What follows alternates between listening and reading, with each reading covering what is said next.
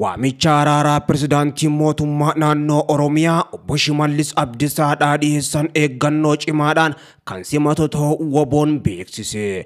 Dubbi himaan idil addunyaa waraana bilisummaa Oromoo obbo Odaa Tarbiidhaa yaada pirezidaantii Shimallis Abdiisaa caffee Oromiyaatti himanii wal qabatee deebii kennaniin waamichi mootummaa naannoo Oromiyaa WBO'dhaaf dhiyeesse kun tarkaanfii gaariidha jechuun ibsanii jiru. Ministeerri muummee Abiyyi Ahmad gara aangootti erga dhufanii booda tasgabbiin biyyattii keessatti dhufeetis otoo hedduu hin turin Oromiyaa keessatti qabsoo hidhannoo WBO'n gaggeessuun mootummaa waliin waraanatti kan ce'e waggoota afran darban as godinaaleen Oromiyaa hedduun waraana jabaa keessummeessaa kan jiran nagaan oolanii kan bulan ammoo muraasa qofa. Lola kana gidduttis uummataa fi caasaan nageenya mootummaa aarsaa guddaa kafaluu obbo Shimallis Abdiisaa dubbatanii jiru.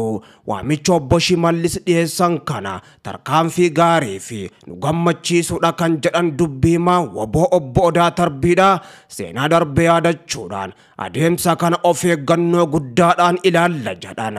Mariitti seenuun gaariidha, karaa nagaan furmaata barbaaduun gaariidha. Garuu akkaataan nuti ammoo mariitti ittiin seennu ilaaluun barbaachisaadha jedhan dubbi himaa WBO Odaa Tarbiidhaa. Waliigalteen mootummaa Itoophiyaa fi ABO'dha ammaan dura bakka qaamni sadaffaa hin jirretti waan gaggeeffameef fashalaa'e jedhan Odaan Tarbiidhaa. Rakkoon kun akka irra hin deebi'amneef qaamni sadaffaa barbaachisaadha jechuudhaan mariif adeemsa araaraa irratti ammoo haal duree WBO'n dhiyeesses akka jiru irra deebiin ibsanii jiru dubbi himaa WBO'dha. Dabalataan ammoo yaadni obbo Shimallis Abdiisaa kun kan dhagahame wayitii WBO'dhaa fi humnoota mootummaa qaamolee lamaan gidduutti ammallee waraanni gaggeeffamaa jirutti hoggaa ta'u akkasumas waraanichi waggoota afuriif gaggeeffamaa jiraachuu wajjin wal qabatee tarkaanfiiwwan amantaa uumaman fudhatamuu qaban jedhan. Nu gidduu wal amantaa uumuudhaa fi guddisuun hojiin hojjetamu barbaachisa kan jedhan Odaa Tarbiidhaa.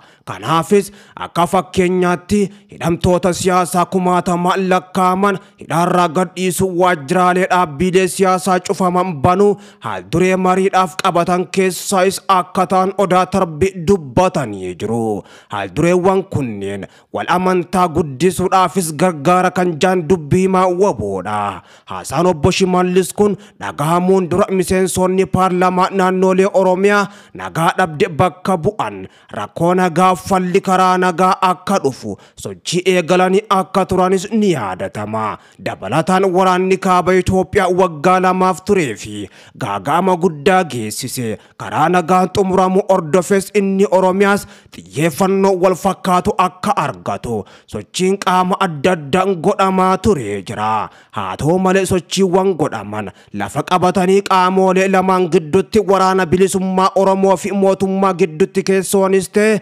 dubbiin eegaluu fi dhiisuu irratti haga ammaatti wanti ifatti bira gahames hin jiru. Waa'ee kana aangaa'onni mootummaa naannoo Oromiyaa ammoo yaada kennuurraa of qusatanii jiru.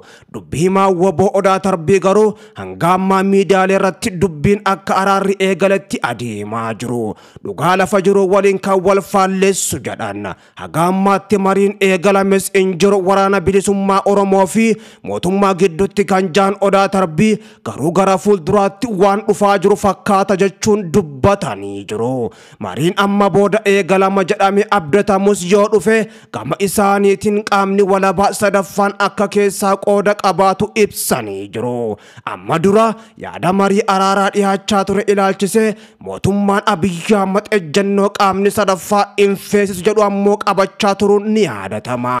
Dubbi himaa WBO Odaa Tarbiidhaa yoo qaamni sadaffaa hin jiraatu ta'e hireen marii araaraa maal ta'e isa jedhuuf ammoo deebii kennaniin akka amma duraatti gaabbus hin barbaannu jedhan. Marii dhugaa fi qajeeltoo haqa qabeessa qaama sadaffaa hirmaachise qofaatu fala jedhan. Sayyoo hin taane akkuma kaleessaa tapha ijoollee ta'e hafa suni ammoo abjuudha. Akka kaleessaattis sheena'uudhaaf qophii miti jedhan dubbi himaan waraana bilisummaa Oromoodha. Waamicha mootummaan Abiyyi Ahmad yeroo ammaan tanaa dhiyeessaa jiru kana fudhachuuf akka jiran kan dubbatan ammoo ammoo iddoo qaamni sadaffaan jiru qofattis akka ta'e himanii jiru. Ta'us ammoo yeroo mootummaan waamicha dhiheessaa jiru kanatti humnoonni mootummaatii fi waraana bilisummaa Oromoodha iddoowwan hedduutti lola gurguddaas gaggeessaa kan jiran walwaxaluu gobbatti argamu. Ta'us ammoo waraanni bilisummaa Oromoodha iddoo qaamni sadaffaan jirutti malee hin mari'adhu jechuun kanaan duras kan akeekkachiisee fi mariin ammoo barbaachisaa ta'uu dubbachaa kan ture.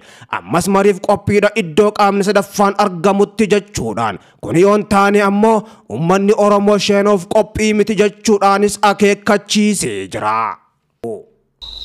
Bara baay'ee ati loltee yookaan injifattee galu yookaan immoo harka micciirtee gara barcuma siyaasaatti waliin teessee marii hattee gara barcuma siyaasaatti yeroo waliin teessummoo wal qixxummaa fi wal kabajaanii namni waa'ee ati irratti haasoftu maaltu sin gidduutti muudaa ta'e jedhu taa'ee taajjabee ilaalee dhugaan asitti dabe gara kanatti sirreessaa kan jedhu kan hin jirre akkasumatti galuun suni addunyuma kanarrayyuu hin jirtu kanatu ta'e kana ta'uuyyuu fudhanne.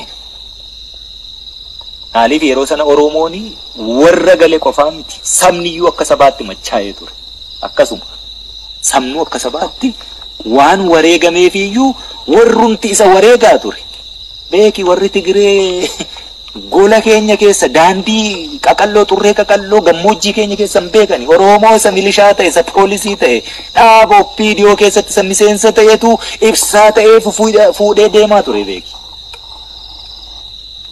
Isaan kanatu immoo deebi'ee dhufee warruma nu ajjeesee nu ajjeesisiisee yeroo hidhan waardiyaa ta'ee akkam baanetti nu eegatu har'a abbaa ta'e kanuma wanti biraan jiru gooftaa ta'e.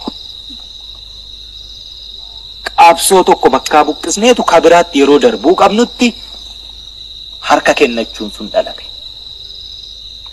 Machaahina nama afaan koo dubbatu jedhamuu sana keessattii fi burjaajii achi keessatti uumame sana wal hubannaa dhabuu dibbeedhaanu osoo bakka hin gahiini tulluu silaa bahuu qabnu osoo hin bahin walakkaatti dhiichisuu sanatu rakkoo sana fide.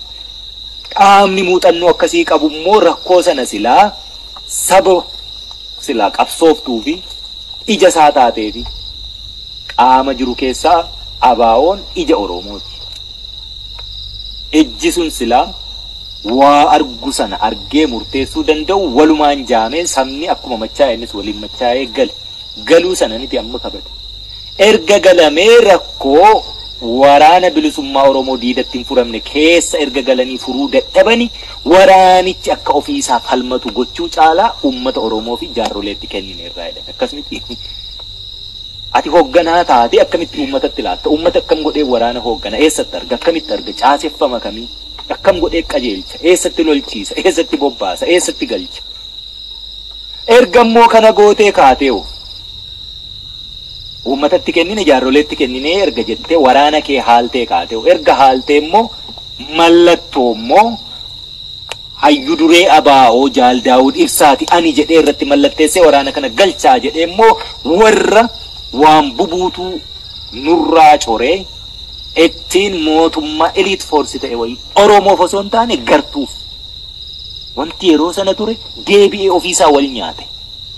Oromoof hin turre elite warra ta'e keessaa wal filee ideoloojii kamuu haa hordofu ilaalcha kamuu haa hordofu saba kamirraayyuu haa dhufu walitti dhufeetu saba kana akkaataatti qabachuu danda'u irratti walitti warri dhufee gufuun tokko nu ta'eetti mul'ate waan ta'eef gufuu sana buqqifachuu irratti yeroo hojjetu namni kun mallatteessee immoo itti kenna.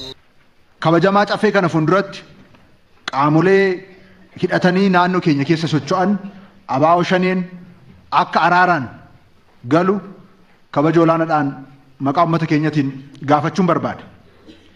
Qaamoleen nageenyaa sadarkaa adda addaa fi uummata keenya aarsaa qaalii kaffalanii fi gahee olaanaa baachaa jiraniif kabajamaa caffeen kun akka naa galateeffatu ulfina olaanaadhaan gaafadha.